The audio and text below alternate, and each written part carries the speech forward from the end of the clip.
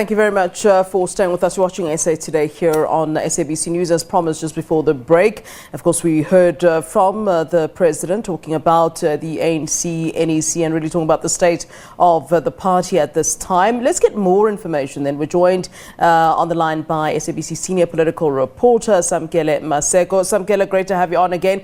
All right, so the breaking news story then is that the ANC Secretary General I Magashule has been told to apologise publicly, and of course if he fails to do so, the NEC will institute disciplinary. I mean, let's talk to that at this time. Essentially, you've seen the ANC NEC laying down the gauntlet against the Secretary General of the ANC, and also you'd remember that comment that I Magashule, the suspended Secretary General, said to the SABC, and saying that there's a dominant faction within the African National Congress, and that is the so-called CR faction, and that's coming out clearly within this National Executive Committee statement. You've had those views within the NEC that if the Secretary General fails to publicly apologize to President Cyril Ramapohosa and to the ANC structures, then there would be disciplinary proceedings instituted against the Secretary General. And this apology needs to be within the public domain. And also you've got J.C. Duarte, the Deputy Secretary General, who will now be performing the functions of the Secretary General at the SGO, and that all those who are suspended and who have stepped aside, they can't perform their functions in elected structures of the governing party. They can't perform their functions in the various provincial legislatures, but they will continue to receive a salary from those particular departments. And if you are an elected official of the governing party and you're in full-time employ at Lutuli House like Secretary General I Magashule, you will continue receiving your cushy over 100,000 rand salary. But the gauntlet has been laid down on the Secretary General as the so-called suspension by the President of the President of the ANC, as discussed by the NEC. That apology needs to be sent out to ANC structures, as the SG, in the words of the NEC, had no powers or mandates to do so. Yeah, I mean, what is that statement based on? That the ANC Secretary General had no power to write out that letter. According to his own letter, he points to the fact that he is, of course, governed by the rules and the constitution itself of the ANC, that then gives him this power to do so. And on the back of that, you know, while you answer something that is quite technical on that issue, as a side note, I mean, how do you see this sort of playing out, Samkele? I mean, do you see the Secretary General, I Magashule, actually apologizing? I mean, they've said if not, then there will be a DC, and you know, it seems that I Magashule is not one to be worried about these DCs. I mean, I'd really like for you to tell us how you think this will play out. I mean, you've had many interactions with I Magashule. You recently sat down with him. From the conversations you've had, is it likely that the SG will then apologize? Knowing I Magashule and how defiant he's been over the past few months, it would be interesting to see how he will act within the next few days, whether he will apologize or not apologize. But the I Magashule that many people have come to know within the Free State province, you ask Bongile Pesani, the ANC head of the presidency, who comes from the same region as Bongile Pesani in Levy Ndou. You were to ask Thabo Manyoni, the former mayor of Mangaung, who also comes from the same region as Magashule in Levy Ndou. They will tell you that I Magashule thrives in confusion. And they will tell you that that apology is most likely not to come. I Magashule may go and who probably say that he had the powers of the ANC to institute those disciplinary proceedings. But interestingly, there was no ANC paragraph or clause within the ANC constitution that the Secretary General may have quoted in that letter in suspending the President. But it also points to the various divisions that are there within the African National Congress. You go to the comments that were made by Stanley Matabata, and that NEC, the chairperson of the ANC in the Limpopo province. He said that at this point in time, ANC leaders hate one another, and it's very difficult for them to reconcile. And we had asked that question to I Magashule if he harbors some resentments or hatred towards the ANC president, and we were pretty much slated for that particular question. But here you've got Chupa Matabata saying that ANC leaders can no longer reconcile, they hate one another, and they can no longer call one another comrades. So it would be interesting on how Ace Magashule treats the president of the ANC, particularly after those allegations he was making in that interview that there was no rand for rand in the agreement between the Free State province and Shanduka, the company which was belonging to President Cyril Ramapohosa whilst he was still an NEC member and still in business at the time before he became deputy president of the Republic of South Africa. So it tells you that these two bulls are at loggerheads, and that retreat that Stan Makabata proposed in the ANC NEC meeting has now come to fruition. One begs about the question, will the Secretary General be allowed or be invited to come to that particular retreat of ANC leaders, where you can clearly see that there are varying factions and varying views within that National Executive Committee of the ANC that are very divergent and can no longer find common ground in resolving the issues that they are facing. But in simple, whether Ace Magashule will apologize to President Cyril Ramapohosa or not, that's one question that he can answer and nobody else can answer. We can only speculate. But the relations between the two leaders have totally broken down, because Ace Magashule said that once he sent the suspension to President Ramaphosa, they have not spoken. They've not said a word to one another. Yeah, and I mean, it does seem as though the president is putting his foot down in, when we're talking about the step aside issue, and also in relation to what's going on between himself and the Secretary General. I suppose he wouldn't want to look to be on the back foot, but it does seem as though the issue of unity and cohesion he somewhat downplayed there. And I wonder what your reaction to that is. He said, look, they dealt with the issue of unity and cohesion and spoke about factionalism, and that it gave the impression of an organization in crisis, which it seemed that the president was kind of denying. Does it not look, though, is it not that the organization, the ANC itself, is indeed in crisis? We've got to take a chronological look at this, Freud. Remember that open letter that ANC President Cyril Ramapohosa wrote to ANC structures saying that the ANC stands as accused number one. There was a subsequent National Executive Committee to that letter that the ANC President wrote to ANC structures, which on the eve of that National Executive Committee, if I'm not mistaken, former ANC President Jacob Zuma then wrote an open letter firing back to ANC President Cyril Ramaphosa, accusing him of not understanding the very same organization that he leads.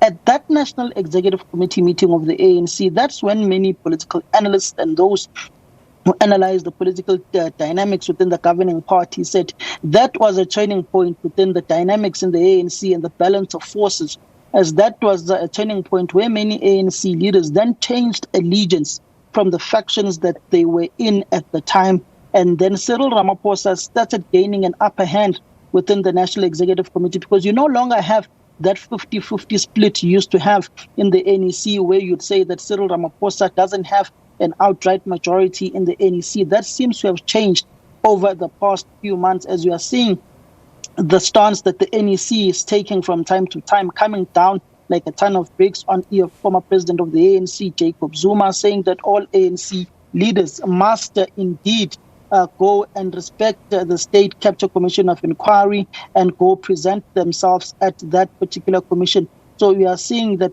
Cyril Ramaphosa is gaining an upper hand in that National Executive Committee. And you also look at the last NEC that took place before this one, and the various leaks that were coming in that NEC, and the various attacks on individuals that came afterwards, the attack on Nomvula Mokonyane, the attack on Jesse Duarte, whom we sat down with, who also confirmed that the various leaks in the NEC are seemingly coming from individuals who are in support of the SG and not the SG himself. So it essentially tells you that the battle lines within the NEC are drawn, but there is now a dominant faction in the NEC which is seemingly aligned to President Cyril Ramaphosa, in the words of the Secretary General of the ANC. So this issue of give and take in the NEC is no longer there. And you look at the mounting challenges that Magashule is going to face now, looking at the dissolution of the Provincial Executive Committee in the Free State, and now having to institute a provincial interim committee in that particular province at a time when Magashule will no longer sit in the officials of the governing party, no longer sit in the National Working Committee, no longer sit in the NEC, and it seemingly tells you that his opponents have a majority within the NWC, in the NEC, and it will tell you the dynamics going forward in that interim structure that will be instituted in the Free State province, that it will not be a majority of people who may be aligned to Ace Magashule occupying those particular seats in that interim structure, and having Paseka Nompondo, the provincial secretary, breaking ranks with the Ace Magashule faction in the Free State makes those particular dynamics more interesting. All right, Samkele, let's leave it there. Thank you very much for that wrap-up of what the ANC president had to say this afternoon as he gave the state of the ANC and really the outcomes of the ANC NEC meeting. Thank you, Samkele. Thank you. All right. For more on this, then we're now joined via Zoom by political analyst Mr. Levy Ndou. Thank you so very much, Mr. Ndou, as always, for joining us here on SABC News. Good afternoon to you, Flo. Good afternoon to the viewers at home. Thank you for having me. You're most welcome, sir. All right, so let's start with the main story that just came out then, the breaking news story that we have at this hour, the fact that the president has said that the Secretary-General, I Magashule, is ordered to now apologize for that letter that he had issued that was suspending the president himself, and that if he does not apologize publicly, he will then have to go through a disciplinary process within the party. What do you make of all of this? Well, I think I actually expected this to happen. Yeah.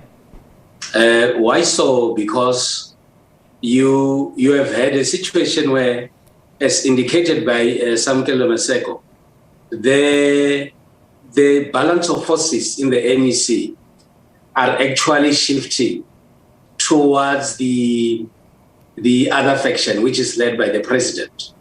And the numbers of those that have been in support of Ace Magashule seem to be lessening. And I think I would attest this to some few aspects. I think the behavior and some of the utterances by the Secretary General of the ANC after we received the news that he should actually step aside, as informed by the leadership, put those who support him and those who have been sympathetic to him in a very, very difficult position. Because even though he might be aggrieved, you get a sense that you have someone who is well prepared to use whatever instrument available, whether breaking the rules of the party or not, in order to cling on to power. And I think in order to gain sufficient ground, the NEC has actually instructed him to actually go and apologize publicly. And I sense that if he fails to do so, or he continues to do what will be perceived as something unacceptable, he would actually be moving towards a situation where the NEC would be forced to take further steps against him. Yeah. But if this is about the fight against corruption, or if this is about ensuring that the ANC has to cleanse itself, I think that is where the process has actually started. All right, and you know, I'm going to ask you a similar question to that I posed to my colleague there, Samkele Maseko. I think as an analyst, perhaps you're better placed to kind of give an analysis on how you think this will all play out. I mean, one of the things that I spoke to Samkele about was, you know, whether, you know, we think that, you know, the Secretary General will in fact apologize publicly for that letter that he did send out.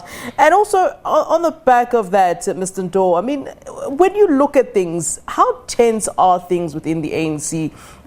The president kind of seemed to brush it aside a little bit, speaking about, look, there are issues of unity and cohesion that were spoken about, and that an impression has been given of the organization being in crisis, whereas some people are saying, no, there is in fact a crisis. It's not just an impression. But really, let's talk to that, how you think all of this really will play out essentially. Well, this is the unfortunate path that, in my view, the ANC has to go through.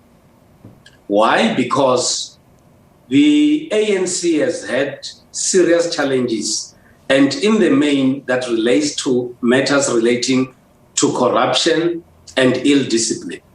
And when he came into power, Ramaphosa himself made an emphasis that one of the tasks that he's giving to himself is to ensure that the ANC is able to fight against corruption and actually still get the public trust. And that is where it has actually started. I still also expect a situation where there might be some form of resistance here and there on the basis of the fact that there's still, or we still have, certain individuals in the ANC who still feel that this matter should have actually been handled otherwise. But also at the same time, we can also expect or anticipate a situation where I Magashule might take advantage of the situation, do as advised by the ANC, make a public apology, and then go through all the processes and still go back to the ANC cleansed by the court proceedings. It will be up to the clan faction of Magashule to look at what will be best for them and what is not best for them. And the options are only two. It's either they continue to defy or they actually adhere to what the NEC has actually said, and that will be able to settle the matter. I mean, you talk about resistance, and I'm sure most people would assume that the Secretary General will indeed continue to fight back, as it's been termed. But with that resistance, you need some sort of force, and I wonder at this time, how strong are those that are possibly aligned to this particular faction that does favor I Magashule? Are they, in essence, what I'm asking, are they strong enough indeed to take on the president of the ANC and those that are behind him? I mean, with that resistance, you do need some force, don't you? You need some force, but also at the same time, the party that is going through renewal and rebuilding would always put an emphasis on processes and procedures. And I think what the NEC has actually done now is to say, we are moving towards a process. And the first step in our process is for Mr. Magashule to step aside or to be summarily suspended. And this is what is actually supposed to do.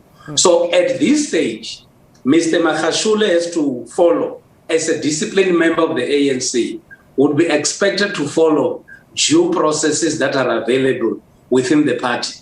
If he decides not to follow the due processes that are established by the party, he risks to be called before a disciplinary committee because he would have contravened the processes that have been set out by the organization itself.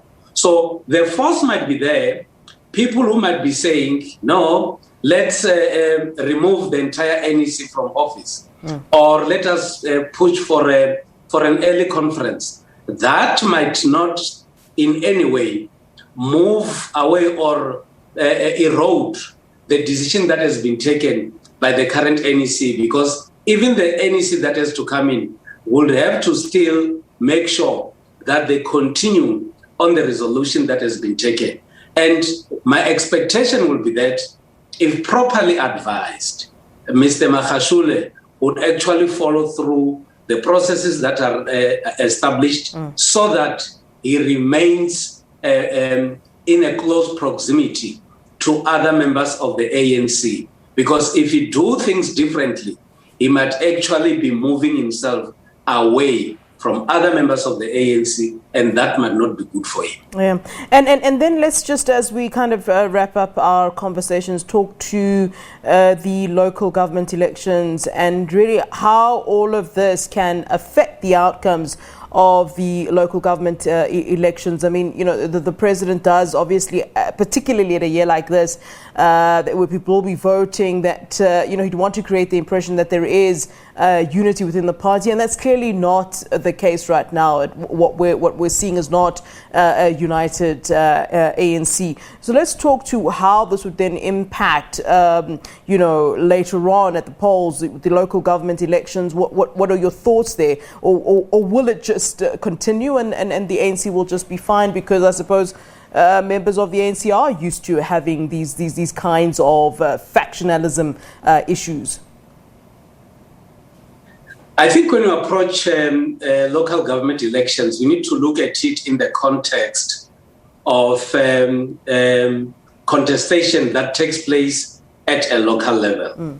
I also agree that the divisions within the ANC on factionalism also go deep down, even at branch level. But I think when you look at branches themselves, the dynamics of a particular ward would actually determine how these people are managing their relations, and based on how they manage their own relations, they will still then be able to move forward and go to elections as a united force. Yeah. But the influence that national leaders and provincial leaders have on branches has a potential to affect how the ANC might actually perform at local government. And that, for me, I don't think will make a very, very huge impact, because at a local level, they will have discussions amongst themselves, identify individuals that are known by everybody who might then be able to perform as expected. But in the long run, if you have got the ANC that is fragmented as it is, this is not good for the ANC, and it has a potential to affect how the ANC perform as they approach the general elections. All right, Mr. Levy Ndou, thank you so very much for being with us here on SABC News. We always do appreciate your time, sir. All right, let's take a short break. More news after this.